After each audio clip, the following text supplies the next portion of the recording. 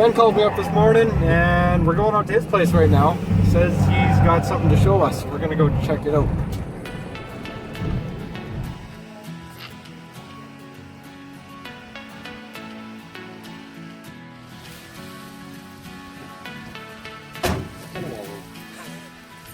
When are we gonna go mudding? She'll be tough to find Ben. one of these ones. Oh yeah.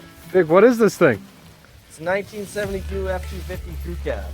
F250. It is an F250. It does have F100 badging on it, which the previous owner put on because it's sitting on a half-ton chassis. The chassis is from a 1979 F150 that was shortened, I believe, to fit this length of body.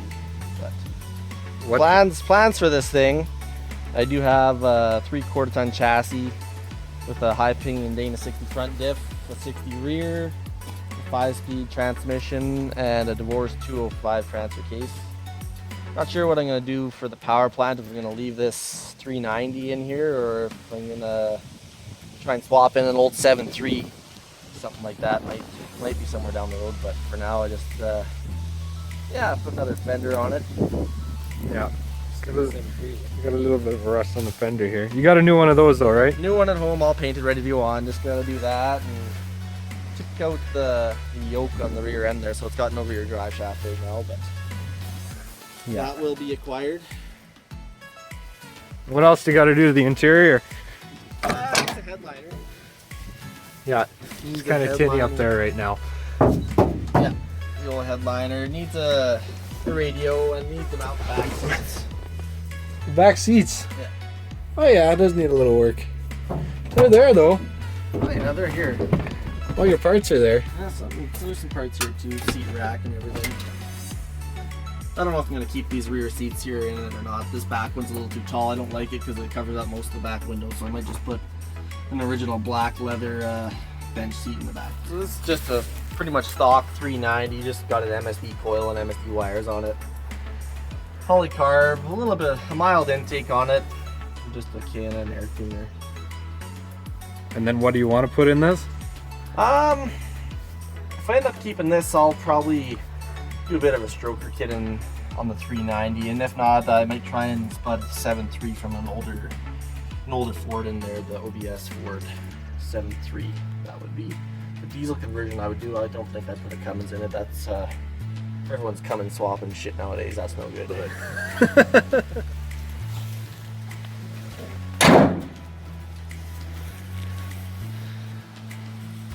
So this is a high pinion Dana 44 up front here with coil spring conversion. When I bought the truck, it had 3 5.4s, I believe, on it with these 37s. So it was rough going. That's way too much gear for these size tires. So I put a 456 gear set in the front and back. The back's a 9-inch rear.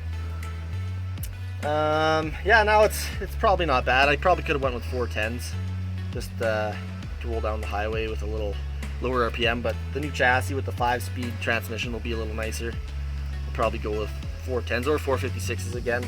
Just having that 5th gear will help my RPMs a little on the highway. Not like this thing's going to get fantastic fuel economy anyways. What kind of fuel economy do you get right now? I'd say anywhere from 6 to 10 miles to the gallon. She was the high school wheels. This thing, it cost a pile of money to drive something like this. But yeah, I don't know. I'm not sure what I'm going to do with this chassis when I pull the body off it, but that's where she sits for now. So what do you got to do with this thing before we can go for a ride in it? Need to get a new yoke for the 9-inch rear here. I lost the U-joint in it. I guess the U-joint cup must have been cracked for a little while and did a little wearing on the yoke. So the yoke's still on there. It's not going to hold a new U-joint very well. So it's just going to save me problems by replacing that and then throwing the drive shaft back in. Then she should be good to hit the highway again. So what do we say at the beginning or the end of every video, guys? Leroy Jenkins. Like and subscribe. That's right.